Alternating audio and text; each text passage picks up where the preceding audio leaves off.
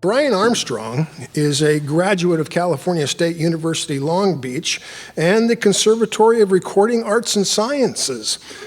Yep, Brian Armstrong has been working as a sound editor since he got his first gig as a Foley editor on the Will Smith feature 7 Pounds. From there, he has worked on films such as The Muppets, edited dialogue on shows such as Homeland, Ray Donovan, and Westworld, supervised television shows, which he is doing right now, such as Bates Motel, The Walking Dead, and most recently, and I just watched the 6th episode last night, and I'm hooked big time, Shogun. And yeah, which is a remarkable TV event. I wish I could see it on the big screen. Anyway, here to talk about sound editing and the art of sound editing is Brian Armstrong. Thank you.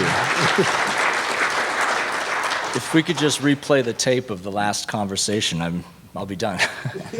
Yeah, sound is obviously very important for us. I brought some stuff from Shogun. If people are watching it and aren't fully caught up, sorry. Some of it's in Japanese, so just don't read the bottom.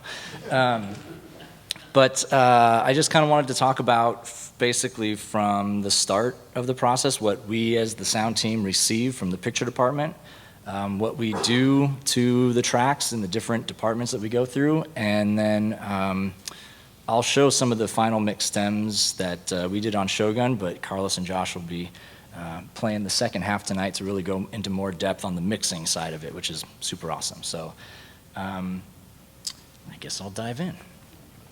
I guess, is it mostly picture editors? Like, I'm not sure, what's the main makeup?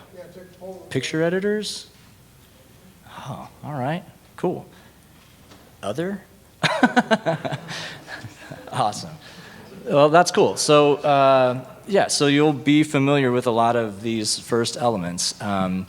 In turnover, we get picture. It's very rare that we get final picture right away. There's always VFX that are in progress. There's always additional edits to be made. You probably know every time you watch something, there's notes. So we go through a lot of changes. But the AAF is what is spit out directly from the Avid, the picture Avid. And we always request that it's sort of broken up into food groups so that it's easier for us. We've got the dialogue on the top, the temp sound effects, which are pretty wide in this, all the way down to there, and also the music tracks. The temp music, the music for Shogun was done by Atticus and Leo Ross and Nick Chuba, and an incredible team, absolutely incredible team. And what I really love about them is they try and discourage as strongly as possible to not use temp music from other sources. They'll score themes and they just give a lot of music to work with so that editors can build to their tracks.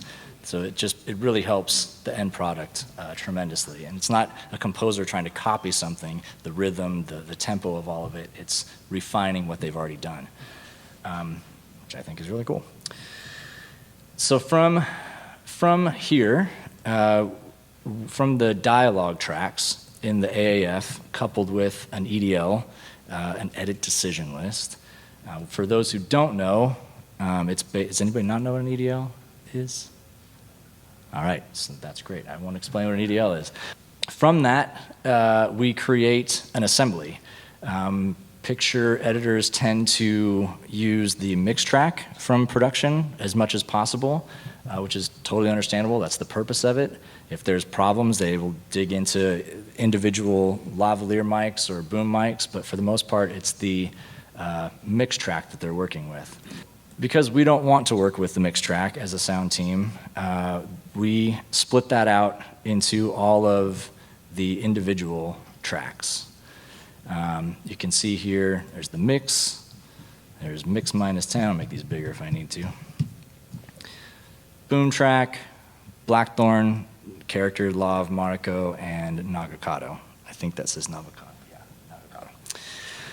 Nagakado.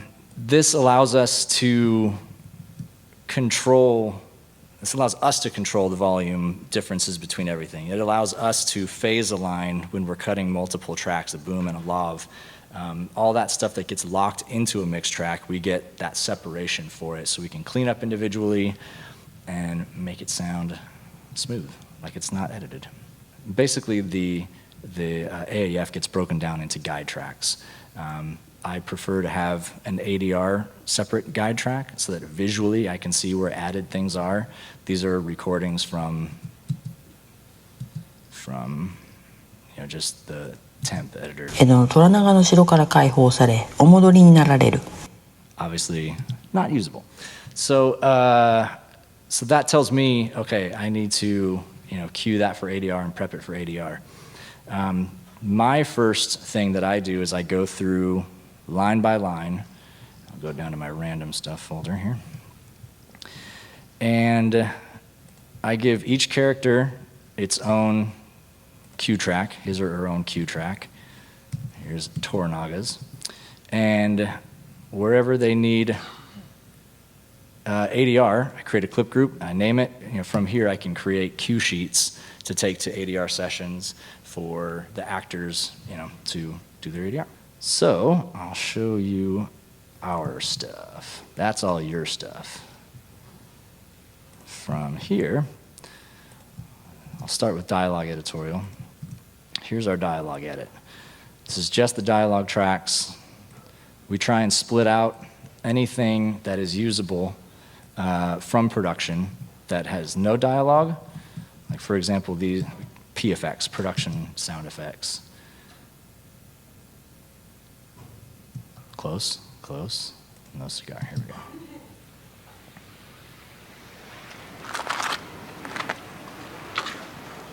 So it's not a whole lot of sound, but it's enough to it's a nice texture, it's real, it's what actually happened on the day. So why try to recreate it fully without that? Everybody's used to hearing it. It's live. It's as good as production dialogue when cleaned up and used right. Here you can see, like the boom and the lav, they've both been cleaned up. Down here we have uncleaned tracks, and you can just, I should probably find a scene that doesn't sound good. Let me find it here. There we go, outside, there's probably problems with outside stuff.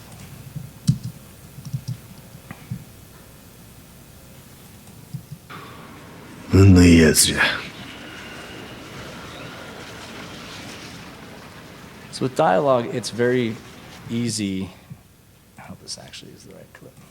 It's very easy to over-process dialogue. I think a lot of people who are kind of starting in the industry are trying to remove all the noise, everything that's not dialogue they're getting rid of. But you start getting rid of movement, you start getting rid of breaths, and all these other just beautiful things that keep it alive. So this is edited, but not noise reduced, so. There's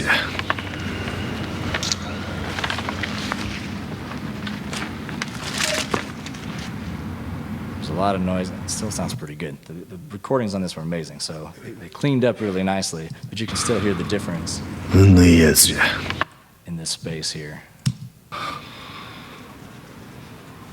It's practically nothing. So now there's a lot more room for the backgrounds and for all of the effects that are built to live. ADR, we always shoot boom and lav, left and right channels. Get rid of that. When I'm editing, I phase align the ADR so that it sounds better. Let's see if I can find some unphased stuff. So here's boom and lav. It's probably not going to sound any different in here. And actually, yeah, from there, maybe it does sound better. I don't know. So phase align, but then I also get the option to make a choice. Sometimes the boom matches better, sometimes the lav matches better, sometimes it's a combination of the two. Like this here, it's a little bit of a pre-lap, but it's Let's make sure everything I want to play is playing. That's loud. Hold on. Oh yeah, let's mute that.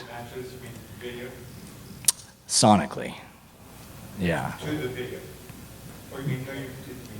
Yeah, it definitely should sync.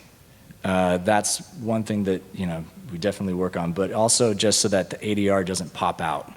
You want it to be able to match, so. 虎長を弾劾せねばならぬ。賛同いたす。大坂から逃亡するなどと我らをコケにしたばかりか。 It's kind of neat that it's actually a foreign language because you can focus more on the quality of the. So going from the ADR, which is down here, up to this, I don't know if you can see the playhead. 賛同いたす。 And this is 大坂 production. から逃亡するなどと我らをコケにし。 So that matched better, so that was the choice. All of sound is kind of an invisible art. You can watch a documentary about hair, and you can watch a documentary about makeup and all that stuff. You see the wig go on, and they show a clip, and you see the wig. It's right there. And with sound, I think the biggest myth out in the wild is that everything you hear, aside from music, is from set. It's recorded there. The tires squealing, all that stuff, the people in the background, all of that smoke and mirrors that we do. And if we do our job really well, nobody knows. Another element that we have is group ADR. So a shot like this, we're in Toranaga's camp here. Obviously, a lot of that is CG, but they wanted to have a big, grand scale, to really feel like there's a lot of soldiers here.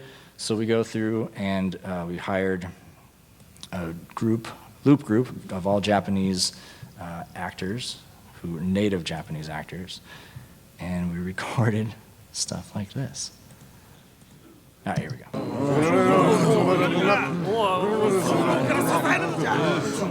Now this obviously is raw. It's right off of the ADR stage. So this is unmixed. So it's all right in the front. Clearly, very wrong. As much as I love dialogue because it's what I do, effects are the really cool, creative thing. They're very creative in different ways. With effects, it's almost like you have every piece to every puzzle in your pocket that has ever been created.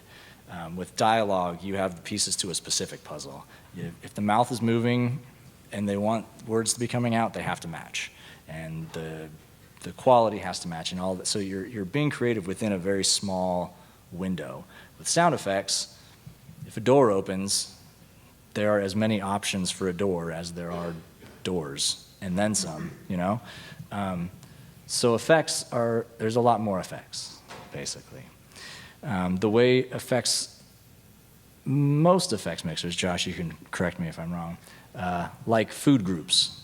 So in the beginning here, when we have some body cleanup, again, apologies if you haven't seen it, I'll play everything all at once first so we can hear everything. Exactly.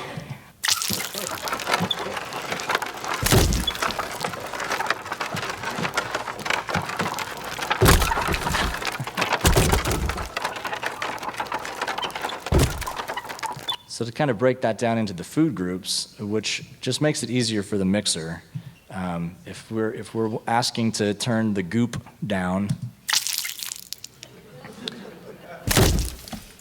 it lives within its own, in its own little food group here. If this happens to be a cart, just life and movement. And effects are generally things that you see. These are probably my favorite ones here. The pig blood on concrete.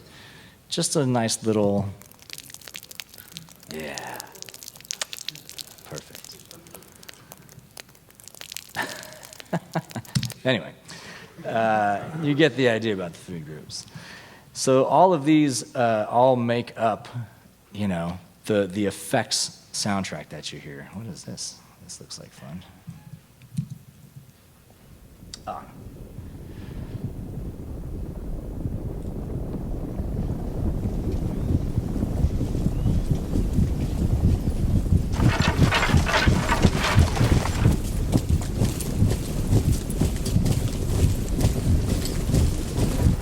kind of a cool bit here because, again, they want to just really show the grandeur of this on approaching deck of cards. See, like this is what we get to work with sometimes. It's like the Queen of Hearts. But that food group that I just played there is pretty literal. It's the footsteps, it's the artillery and all of that. And then to kind of make it feel bigger, to make it the scale a little bit grander, we can add sweeteners, we like to call them. Just rumble.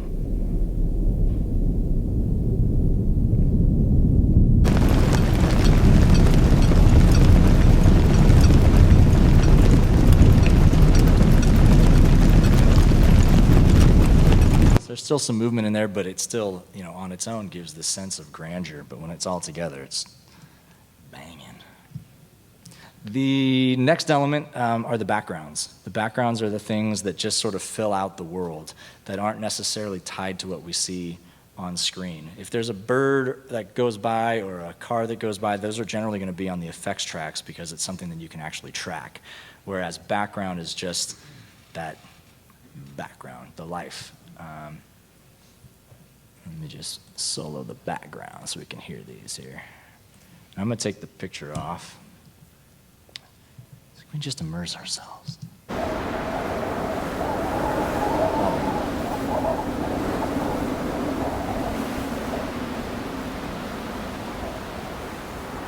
It's like the glue that holds everything together is what it really is.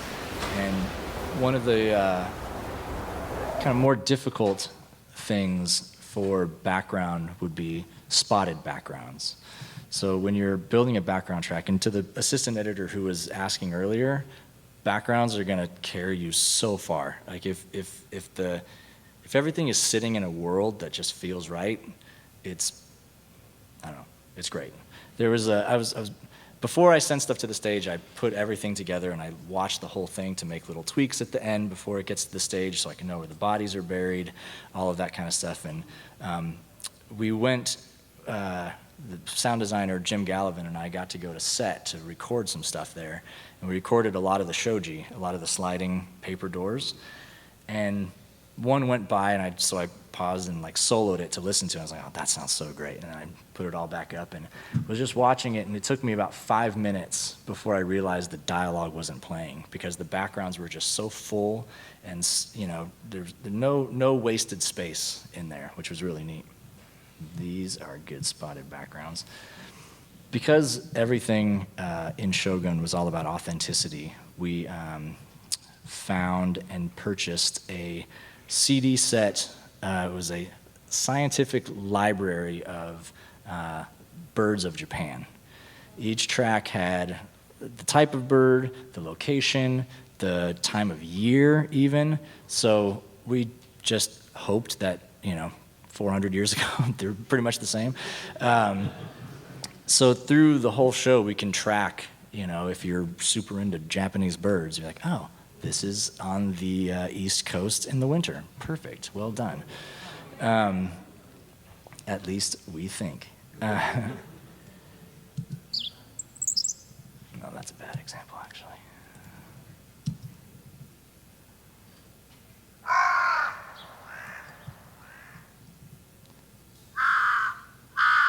What's nice about spotted backgrounds is you're not at the mercy of just copying and pasting for a whole scene, but you can poke little moments through. If there's a little bit of a lull in the dialogue, you can throw something in, and it's so far off in the distance that it's barely even perceptible, but it keeps your brain active and it keeps it alive in the world.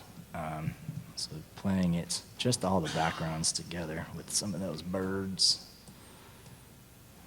Close it.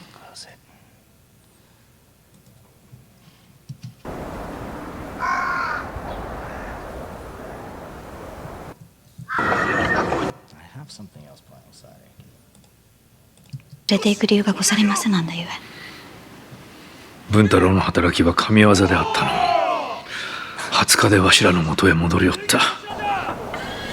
あの状況から生き延びるとは恐るべきことと存じます。Again, this is the unmixed version, so it's a little more subtle in the final, but you get, you kind of get an idea there.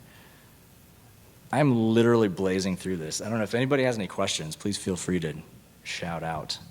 I don't know how much power you have to like put the bird sound effects where it needs to go, because it's all kind of, that's a really important creative decision about like how you hit that and when you hit that and when you feel that. I mean, it's almost as powerful as the video editing itself. No, it totally is, and I think that's, you know, my buddies and I always talk about how you can teach how to put a fade at the beginning and end of things. You can teach how to cross fade or something, but it's hard to teach.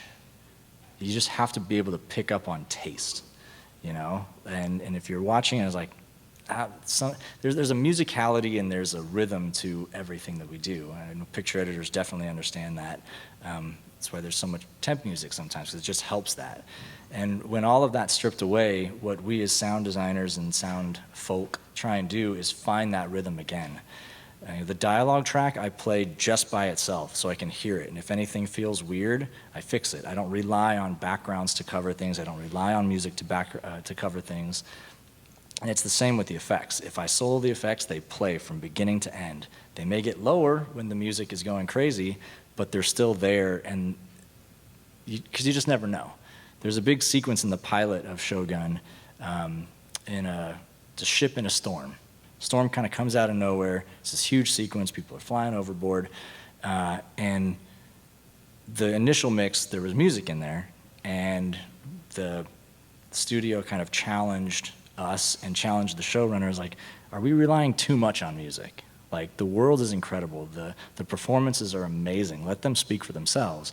And we were able to actually take the music completely out. So it's sort of the opposite of what somebody was talking about up here earlier.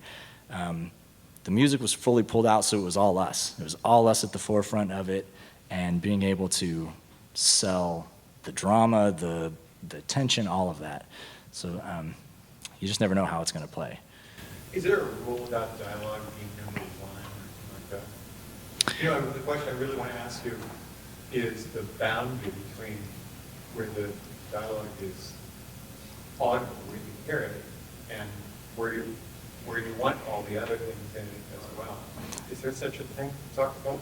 Yeah, I mean, I would say dialogue is number one until it's not, you know, which is... If it doesn't tell a story, then something else will. Right.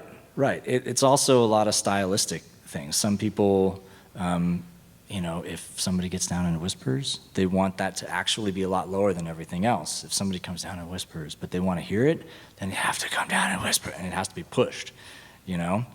So I would say that dialogue is probably what everybody's trying to protect in the end, but it is sort of the creative discussion that happens where it's like, you know what, is this dialogue so important that we have to bring the music down so much?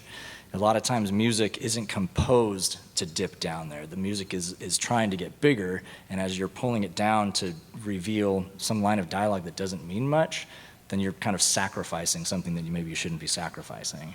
So it certainly is a scene-by-scene, show-by-show, line-by-line decision, and typically it kind of tells itself initially, you know, what do we need, what don't we need. I think that was the hand, yeah.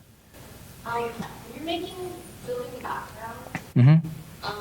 Something that I struggle with is just like everything, like there's two kinds of ways that I'm using to make it richer. It all just kind of blending and becoming mush, essentially. How do you go about like creating like effective layers of background? Excellent question. Wind is really tough, and rain. Rain can, no pun intended, get washed out very, very easily. It's all about finding character. If you're listening to a track and it's just white noise for 2 minutes, it's probably not going to serve a super great purpose. Like, oh, there's a little bit of wind, I think, but if you find one that has a lot of movement to it, it might take a little bit more work because you want to have those movements in places where it can be honored and not stepped on by dialogue or other things. I know there's a really cool sequence here. Hold on a second. That has some wind. How many total tracks does that have? 116 times 6, just for backgrounds. Well, this is kind of a cheating session. I put this together with everything in it, but the effects side would have all of these BGs plus all of these effects, which are 20 times another 8. Well, but then you have reverb returns, and then you have VCAs to control all of these food groups. So it can easily get up 300-400 channels for sure. That's why organization is key. So this is so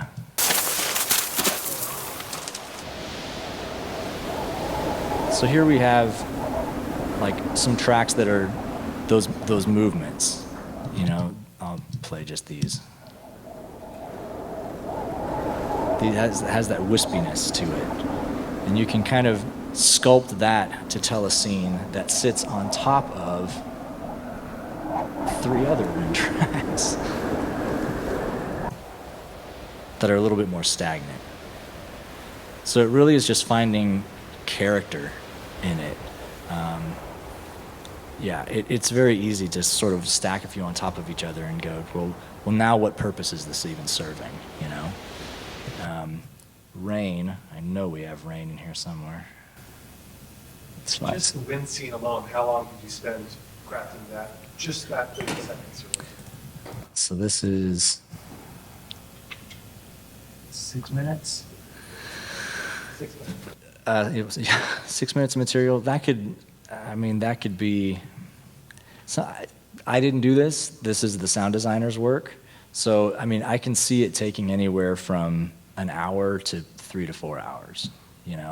To find the right sounds, play with them, discover half of them aren't right, find more right sound, and just sort of go through that process. Not everything that we throw at it first works together.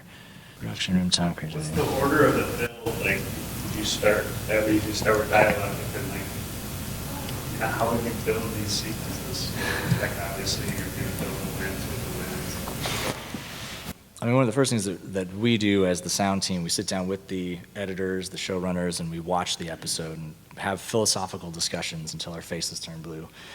But then there's also, this scene's on top of a hill, and the wind is really important. We really want that to, tell the thing. You see all the movement. We're going to be adding even more flags in the background. We really want to feel the wind. So, okay, mark that down. And then the sound designer will probably sit down again, watch the whole thing, and drop just thousands of markers. Door, wind, bird, all the things that they see. And a lot of editors do kind of edit in food groups. Okay, let's go through and just get all the doors from top to bottom. Other editors like to go linearly and see, okay, I really want to build the backgrounds here, and then what can I build on top of that? Okay, next scene. As long as it shows up to the stage on time, it's fine by me. It's one of the cool things about just this world. It is literally creative. So there's as many ways to do things as there are editors. I would be lost. I wouldn't know what to do to sit down. I'm really good at little fixes. Like if we're on the stage, we missed that horse by. I got that, easy. But to really sit down and build, it is definitely an art form. How big is the sound team? Between 10, 15 people.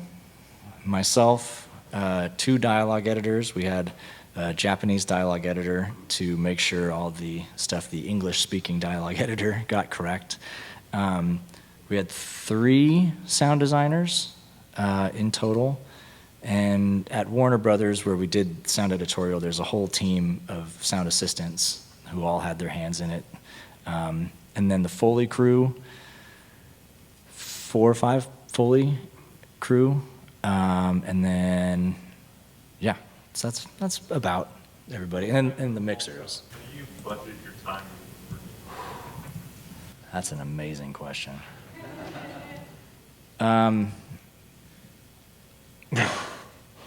So for me, my process specifically, I'll sit down with the episode and go line by line to see what we need to shoot for ADR.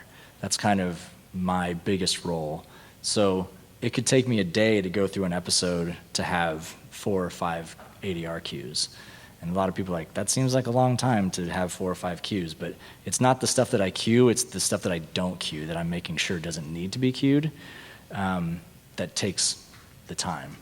Then it's prepping the cue sheets and sort of being at the whim of the schedule, shooting the ADR with the actors, putting that all together with the dialogue track. So budgetary-wise, I mean, there's literally, I think we had 8 days for dialogue editorial per episode in the basic budget. 13 days for effects editorial. And yeah, I think 3 days on stage for Foley. Oh, Foley, duh. The accessible effects stem. This is all the viral videos of sound design is all Foley. So these are just the footsteps.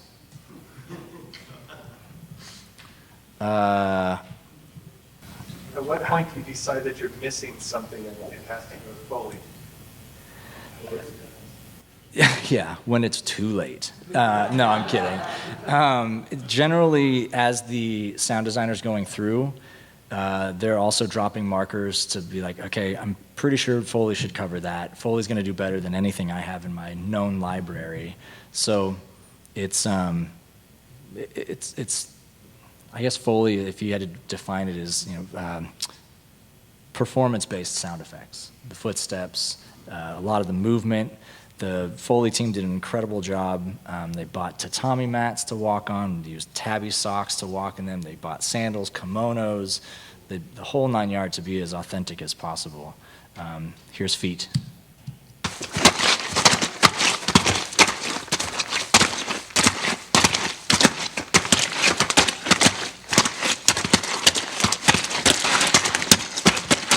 It's so bright and brittle in here.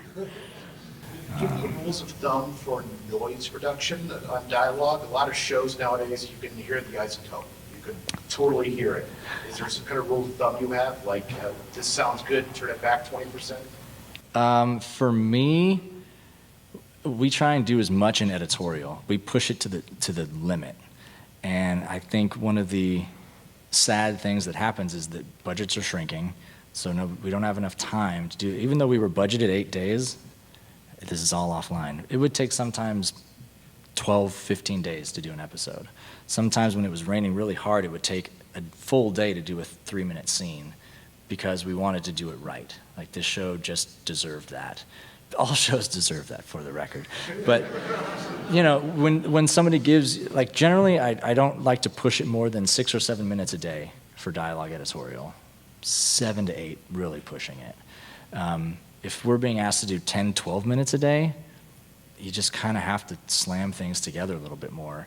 And so I think that is sort of a double-edged sword because along with a poor editorial budget comes a poor mix budget.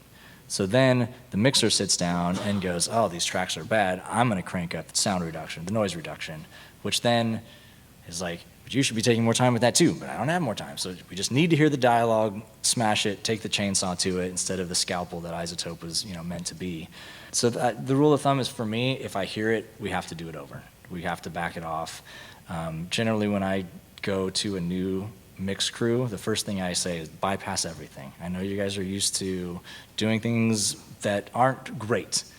These tracks are nice. These tracks are going to be great. Take everything off, start fresh, and apply where needed. Right, Carlos? And then the other part of Foley is not just the footsteps, but it's the props. It's the movement of the swords. Why don't I just play it all together? Why don't I just do that? Skip that.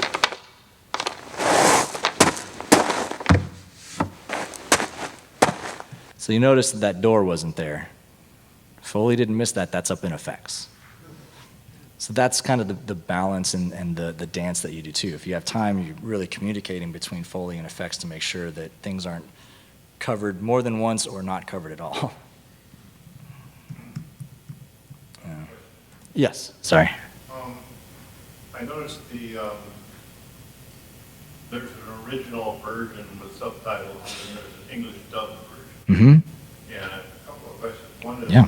is everything you're doing here locked down and done in the final, then they just do those voice tracks? Yes, Also, it's like there's English in the original version, as well as there's Japanese in the English dubbed version, and it's kind of a curious thing when they decide to carry on the Japanese or switch to English. And my third question is, it seems the original actors who do the Japanese are doing the English. I love all of these questions. Speaking of, do you know anything about that? I do. The effects is really in love with this show. They really put a lot behind it. They took the greatest amount of care with it, and the English dub came a little bit after the idea to do it. Like, we should really do it. And it's kind of a unique show because you have people speaking in English. It's Portuguese, but they're speaking in English, and somebody is translating that to Japanese.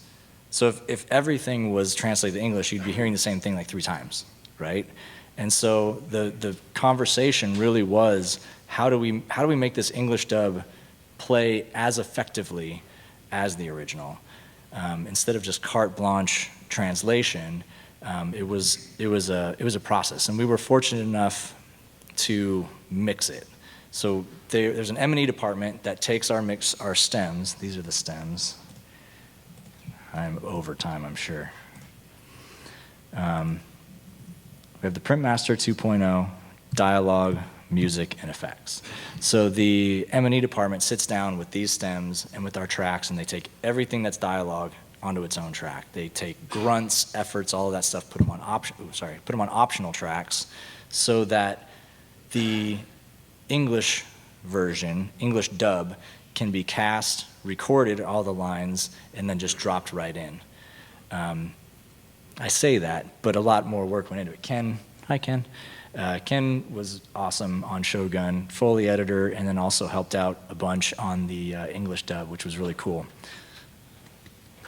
That's fine. It's fine. Fish in here. I don't think most foreign dubs, English dubs, most foreign dubs get the amount of care that we were able to give to it. We got 2 days on the dub stage to EQ match line for line, which is why you're not the first person to say that, but there are very few who do their own voices. Like, that's how we were able to match, and that's how good the casting was and the directing of the English dub, that it's pretty transparent. I wouldn't say I would watch it first, just because of the love that we have for the original version, but if you were to watch the English dub, you're still getting an incredible story. So that's awesome that you thought that. I did too, actually. The woman who does Mariko, I was convinced, was Anna Sawai. Voice actor? Yeah. Yeah, pretty crazy. They're different. What's that? Yes. Yeah. Because she speaks in English in the same voice. Totally. Person sounds like her. Yeah. It is not, which is wild. How early are you involved? Are you involved as early as pre-pro? You're involved in how things might be recorded on set, on location? I feel like in television, that's a luxury that's just not afforded to us. Unfortunately, on features, I see a lot of that in pre-production and sort of planning those things. We will get calls even before we're officially started. Hey, we need help putting this something together, or we're trying to edit this, but the dialogue is awful. Can you do a quick cleanup pass on it? So for Shogun, we got a scene in October of 2021 to clean up, and just a few months ago we finished the English dub. So I wasn't on it that entire time, but I was dabbling in Shogun for almost 2.5 years. So yeah, pretty cool. There was another one. Oh, quickly. Okay. Could you talk briefly about how the mix process works with all the elements that you look at? I'll do you one better. Stick around after. There's 2 mixers who will come up here and talk about just that. Yeah. Absolutely. Yeah, we got a full night tonight. Please thank Brian Armstrong.